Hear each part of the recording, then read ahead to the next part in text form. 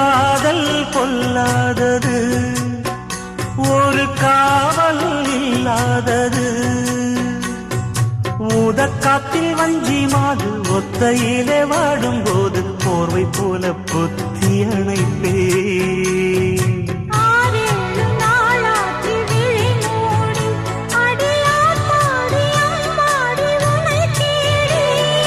நீதானே மானே என் இளஞ்சோடி, உனை நீங்காது என்றும் என் உயிர் நாடி.